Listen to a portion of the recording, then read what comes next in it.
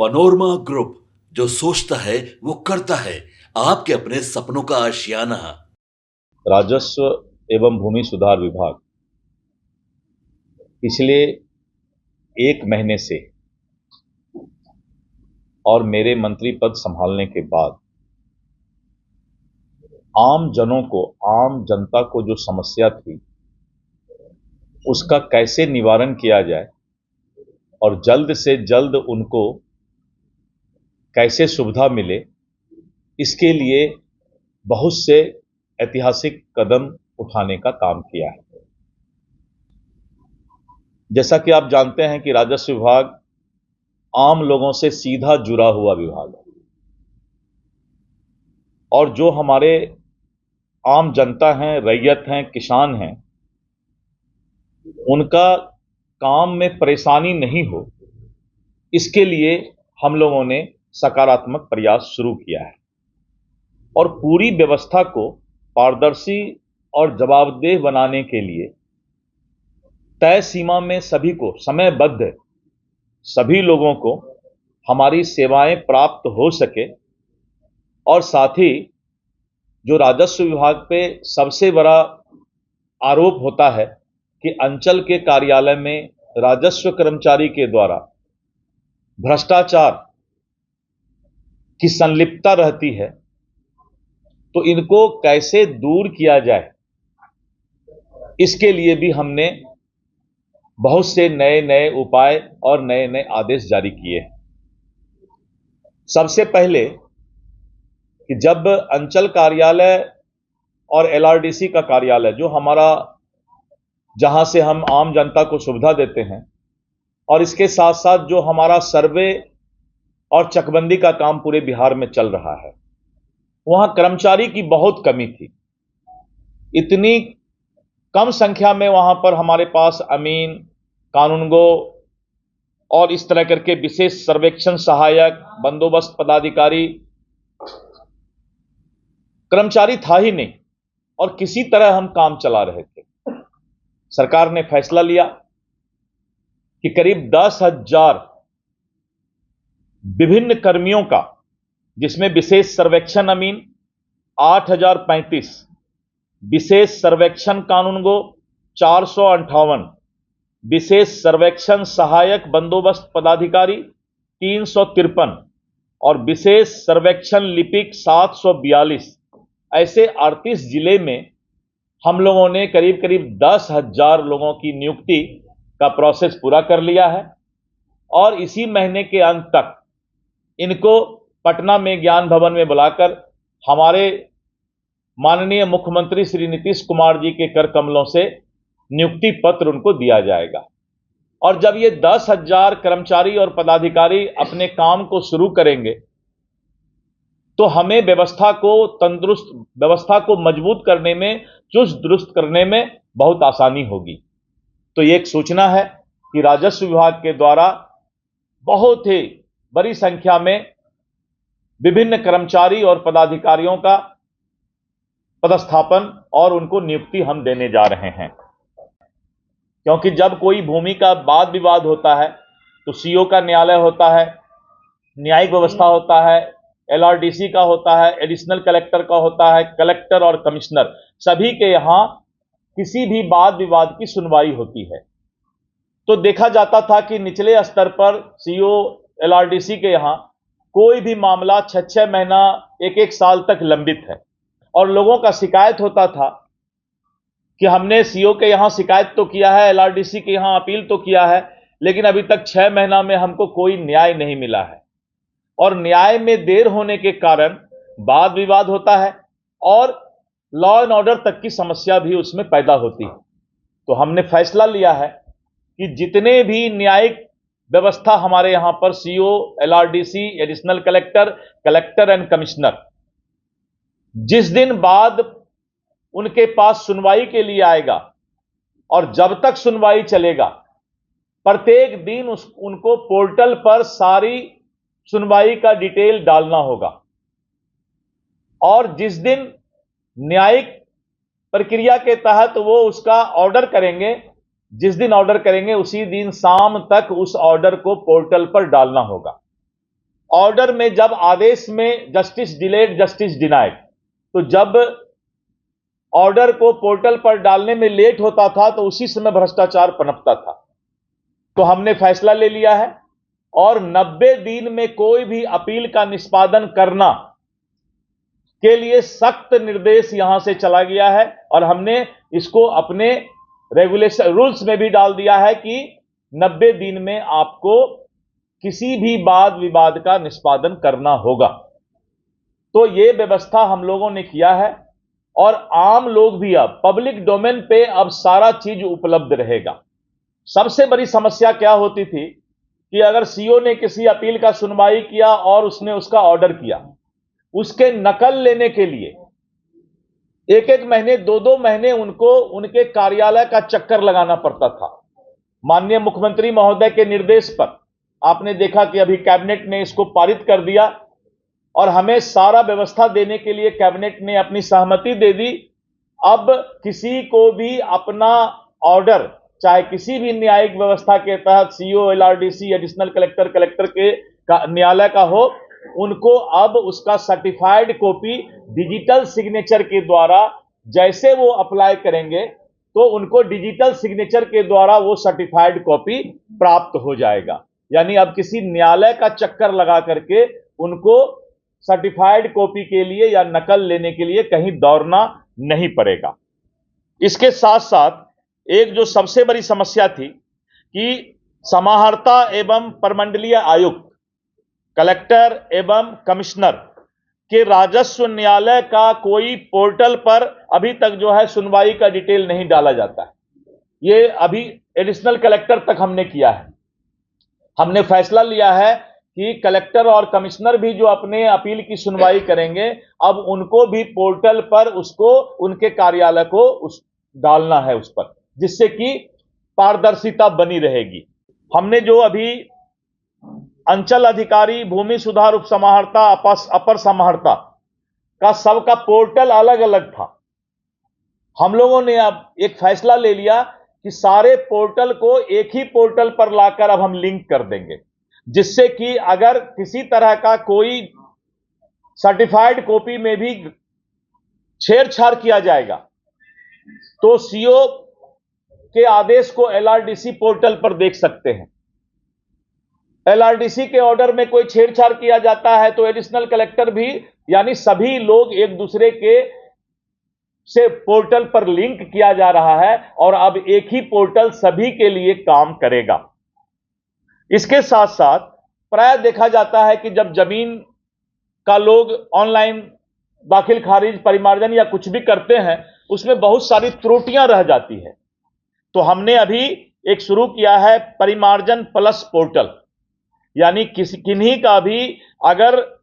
आप घर बैठे जमाबंदी जैसे वैसे प्रविष्टि जिस पर कि कोई भी त्रुटि रह गया है, कुछ उस पर छूट गया है, तो आप परिमार्जन प्लस पर अप्लाई करके उसका करेक्शन करा सकते हैं। इसके लिए अब ऑफलाइन या फिजिकल जाने की आवश्यकता नहीं है।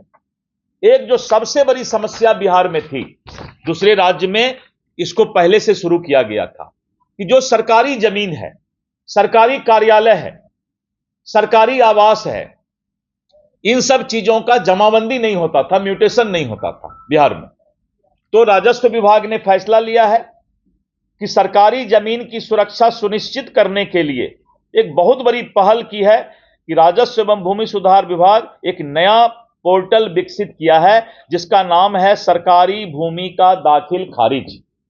उस पोर्टल का ही नाम है सरकारी भूमि का दाखिल खारिज। इस पोर्टल के माध्यम से सरकार के विभिन्न स्तरों पर हस्तांतरित बंदोबस्त सरकारी भूमि, अधिकृत रैयती भूमि की जमाबंदी कायम करने की व्यवस्था की गई है। और नए पोर्टल पर जो है इसका लिंक विभाग के वेबसाइट biharbhumi.bihar.gov.in पर उपलब्ध है। यानी सरकारी भूमि के दाखिल खारिज की पूरी व्यवस्था ऑनलाइन कर दी गई है। नहीं तो होता क्या था कि सरकारी भूमि पर कोई इंक्रोच कर लेता था और बाद में वहां के पदाधिकारियों के पास उसका कोई कागजात नहीं होता था, जिसके चलते हम कोर्ट में हार जाते थे। तो अब अगर ये पोर्टल पर रहेगा और सारे सरकारी भूमि का पोर्टल पर ये जमाबंदी रहेगा तो हमारा सरकारी भूमि का कोई लूट या कोई जमीन माफिया उसको कब्जा नहीं कर पाएगा। इसके साथ साथ हमने जो फैसला लिया है कि अब कोई भी वाद विवाद,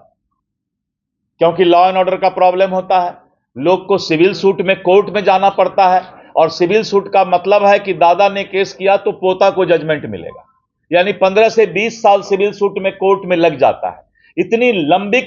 सिविल सूट की न्यायिक प्रक्रिया है। इसलिए हमने फैसला लिया है कि अब ऐसी व्यवस्था की जाए कि लोगों को कोर्ट जाने की जरूरत नहीं पड़े, क्योंकि जब हमारी न्यायिक प्रक्रिया है और न्यायिक प्रक्रिया में लेवल है कि पहले सीओ सुनवाई, फिर एलआरडीसी, फिर एडिशनल कलेक्टर, फिर कलेक्टर, फिर कमिश्नर, तो इनको इसी न्यायिक प्रक्रिया में ही उनको सेटिस्फैक्शन हो, प्रॉपर जजमेंट मिले, जिससे कि लोगों को सिविल सूट में जाने की जरूरत नहीं पड़े। और इसके लिए हमने जो है आदेश किया है कि 90 दिन में किसी भी परिस्थिति में कोई भी वाद विवाद का निराकरण पदाधिकारी को करना होगा। दाखिल खारिज आवेदनों को अंचल अधिकारी, राजस्व अधिकारी के द्वारा बड़ी संख्या में अस्वीकृत कर दिया जाता है। उसके पीछे उसका कोई न कोई कारण होता है, और उस कारण के साथ साथ एक कारण भ्रष्टाचार भी होता है कि अस्वीकृत कर दो, उसके बाद वो ऑफिस में दौड़े और फिर जो है लेन देन की व्यवस्था शुरू हो। और ये व्याप्त भ्रष्टाचार जो राजस्व विभाग में अंचल कार्यालय और निचले स्तर पर है, इसको दूर करने के लिए हमने फैसला लिया है कि जो अस्वीकृत किया जाएगा सीओ के द्वारा किसी भी आवेदन को, तो उनको अधिकार होगा कि पहले वो आवेदक के बातों को सुने, उनके पक्ष को सुने और सुनकर उसको पोर्टल में डालें। और वो पोर्टल में डाला जाएगा कि आवेदक ने अपने पक्ष में क्या कहा है, तभी वो अस्वीकृत कर सकता है, जिससे कि अगले न्यायिक प्रक्रिया जो एलआरडीसी का कोर्ट है, एडिशनल कलेक्टर का कोर्ट है, उनको ये नहीं कहा जाए कि आपने तो ये पेपर दिया ही नहीं था, आपने तो ये बात कहा ही नहीं था, इसलिए हमने रिजेक्ट कर दिया, जबकि रिजेक्ट करने के पीछे भ्रष्टाचार भी एक कारण होता है। इसीलिए इस पर कैसे नकेल कसा जाए, इसकी चिंता हम लोगों ने करके ये व्यवस्था किया है। और सारी प्रक्रिया अब ऑनलाइन। पहले जमीन के मापी के लिए फिजिकल जाके रसीद कटाना पड़ता था, और अमीन जो है अलग अलग एक बार उससे भ्रष्टाचार करता था, फिर दूसरे से कर लेता था। अब जो है ई मापी की व्यवस्था हम लोग कर दिए हैं, और उसके लिए ई मापी पोर्टल भी स्टार्ट हो गया है। अब कोई भी अपना जब अप्लाई करेंगे तो उनको उसका मापी और गूगल मैपिंग की भी व्यवस्था हम लोग इस पर कर रहे हैं। इसके साथ साथ कई राजस्व कर्मचारियों के बारे में शिकायत मिला था कि वो वर्षों से एक ही अंचल में जमे हुए हैं, 20-20 साल से, 25-25 साल से। एक राजस्व कर्मचारी वहां का सीओ, एलआरडीसी सबसे ज्यादा मठाधीश हो गया था, और सारा भ्रष्टाचार का डीलिंग 20 साल 25 साल में रहने के कारण वो वहां पर जो है उसका एक्सपर्ट हो गया था। हमने फैसला लिया कि 30 जून तक जो भी राजस्व कर्मचारी नगर पंचायत, नगर परिषद, नगर निगम इलाके के अंचल में है, 2 वर्ष से ज्यादा कोई भी राजस्व कर्मचारी शहरी इलाके में, चाहे वो नगर पंचायत हो, नगर परिषद हो, नगर निगम हो, 2 वर्ष से ज्यादा वो कर्मचारी वहां नहीं रहेगा। 2 वर्ष के बाद उनको देहाती पंचायत में भेजा जाएगा। और करीब करीब 18 जिला पदाधिकारी ने इसका आदेश का पालन करके सभी राजस्व कर्मचारी को हटाकर कंप्लायंस भी भेज दिया है, और 30 जून तक जो है सभी राजस्व कर्मचारी को अपने अपने अंचल से स्थानांतरित कर दिया जाएगा, और करीब करीब 50% से ज्यादा पालन भी हो चुका है। तय सीमा पर आवेदन का निष्पादन नहीं करने वाले अधिकारियों के खिलाफ हमने दंड का जो प्रावधान हमारे यहां है उसका कड़ाई से अब पालन किया जाएगा, और करीब 3 दर्जन सीओ को, बिहार के 3 दर्जन सीओ को इसके लिए सजा की कार्रवाई शुरू हो गई है। और जो भी राजस्व अधिकारी, जो भी अंचल अधिकारी और जो भी भूमि अपर समाहर्ता जिनके स्तर पर किसी भी तरह का देर निष्पादन में होगा, उनको तुरंत उस पर कार्रवाई की जाएगी, जिसमें कि 3 दर्जन पदाधिकारियों पर हमने 15 दिन के अंदर कार्रवाई शुरू कर दिया है। अंचल स्तर पर अभी भी बहुत सारे मामले लंबित हैं, क्योंकि पोर्टल पर सब कुछ दिखाई पड़ता है। पूरे बिहार में कितने लोगों ने म्यूटेशन के लिए अप्लाई किया, कितने लोगों ने जमाबंदी के लिए अप्लाई किया। तो मैं जब इस कुर्सी पर बैठा तो मैंने पहला दिन कह दिया कि यह मंत्री का कुर्सी भ्रष्टाचार नहीं करेगा। मंत्री अगर ईमानदार होंगे, मंत्री का कुर्सी अगर ईमानदार होगा तो हम तभी ईमानदारी की बात करेंगे। तो मैंने तो अपने लिए कहा कि मैं इस कुर्सी को जब तक हूं, इस कुर्सी पर दाग नहीं लगने दूंगा और किसी भी भ्रष्टाचारी पदाधिकारी को बख्शूंगा भी नहीं, किसी भी सूरत में नहीं बख्शूंगा, चाहे उसका कितना भी बड़ा अप्रोच हो, चाहे किसी के द्वारा उसके लिए पैरवी किया जाए। वैसे कर्मचारी और वैसे अधिकारी पर कार्रवाई होगा और यह कार्रवाई शुरू हो गया है। वो सारा सूची हम आप लोग को भी उपलब्ध कराएंगे, 3-4 दिन के अंदर उपलब्ध कराएंगे। अब जो एक सबसे बड़ी बात है कि आए दिन बिहार में जमीन माफिया के द्वारा जो ओरिजिनल जमीन के मालिक हैं उनको तंग तबाह किया जाता है, उसकी हत्या की जाती है। और अभी एक हत्या रुपौली विधानसभा में भवानीपुर में गोपाल यादुका का हुआ। नकली केवाला का एक बहुत बड़ा रैकेट बिहार के अंदर 2-3 वर्षों से बहुत ही सक्रिय हो गया है। 50 साल 100 साल पहले का केवाला का जो है और एकदम सेम टू सेम उसी हैंडराइटिंग में और उसी तरीके से कोई टेक्निकल एक्सपर्ट है जो आपको 100 साल पहले का भी केवाला उसी सारे same handwriting and same style में निकाल देता है। अब 100 साल पहले का, 50 साल पहले का कोई केवाला ला करके और हमारे राजस्व कार्यालय में देता है कि इसका म्यूटेशन कराएंगे। तो म्यूटेशन करने के पहले जब निबंधन कार्यालय में पूछा जाता है तो निबंधन कार्यालय बताता है इसका रिकॉर्ड तो मेरे पास है ही नहीं, लेकिन वो पता लग जाता है कि नहीं, इस नंबर का केवाला तो है, लेकिन केवाला के अंदर नाम और आधार सारा चीज चेंज हो जाता है उसमें। और अभी पूर्णिया में और विभिन्न डिस्ट्रिक्ट में करीब 1 दर्जन नकली केवाला का मामला पकड़ाया है, जिसे इस नकली केवाला बनाने वाले रैकेट ने 20 लाख, 30 लाख, 25 लाख लेकर उस नकली केवाला को जनरेट किया है। तो ये नकली केवाला के रैकेट पर लगाम लगाने के लिए हमने अभी पदाधिकारी को निर्देश दिया है कि अगर किसी का जमीन पर हक अपना दिखाता है तो 20 साल से पहले का कोई केवाला अगर लेकर आता है और 20 साल तक वो किसी तरह का म्यूटेशन पर जमाबंदी के लिए अप्लाई नहीं किया है, हमारा जमीन है और हम 20 साल तक सोए हुए हैं कि हम आजकल तो ऑनलाइन सब कुछ हो रहा है, लेकिन पहले जब नहीं होता था तो मैंने आदेश दिया कि 20 साल के ऊपर का जो भी केवाला बिना किसी राजस्व विभाग के सिस्टम में आए लेकर आता है तो पहले उसके एडिशनल कलेक्टर जांच करेंगे। जांच में जब वो केवाला सही पाया जाएगा तभी उनका जमाबंदी या म्यूटेशन होगा। ये एक नया आदेश कल हमने विभाग को दिया है कि ये आदेश जारी करें, जिससे कम से कम इन तरह के माफिया पर लगाम लगाया जाएगा। और हत्या का दौर जो जमीन माफिया के द्वारा बिहार में शुरुआत बहुत दिनों से किया गया है, ये हत्या का दौर भी थमने में बहुत इसका मदद मिलेगा। क्या आदेश दिए हैं इसके? 20 साल से पुराना केवाला लेकर कोई एकाएक आता है, 20 साल से पुराना केवाला लेकर कोई एकाएक आता है और 20 साल इस बीच में जब वो बोलता है कि हमने जमीन खरीदा 50 साल पहले, 40 साल पहले, और 50 साल से वो राजस्व कार्यालय में नहीं आया है म्यूटेशन कराने ना दाखिल खारिज कराने,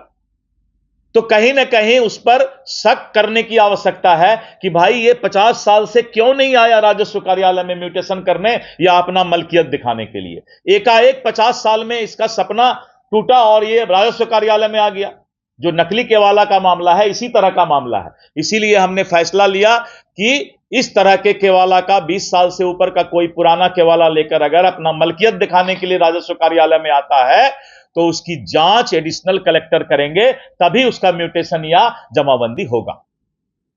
राजस्व कार्यालय में कैसे अंचल स्तर पर सुधार हो, और जिस तरह से राजस्व कार्यालय अंचल स्तर पर बदनाम है, भ्रष्टाचार के लिए बदनाम है, और मैं आपके माध्यम से आम जनता से भी अपील करता हूं। अभी मैं किशनगंज जिला में बहादुरगंज प्रखंड में कल एक कानूनगो और एक अंचल अमीन को वहां के पब्लिक ने घूस लेते हुए पुलिस को हैंडओवर किया। तो इस तरह करके आम जनता में भी जागृति आनी चाहिए कि राजस्व विभाग में अगर किसी तरह का कोई भ्रष्टाचार होता है तो वो सीधे हमारे जो मंत्रालय है, जो सचिवालय है, हमारे एडिशनल चीफ सेक्रेटरी और मंत्री का जो ईमेल आईडी है revenue-minister.bihar@gmail.com, सीधे शिकायत कर सकते हैं और उनके शिकायत का निवारण तुरंत किया जाएगा। ये मंत्रालय स्तर से हम आह्वान आम लोगों को करते हैं।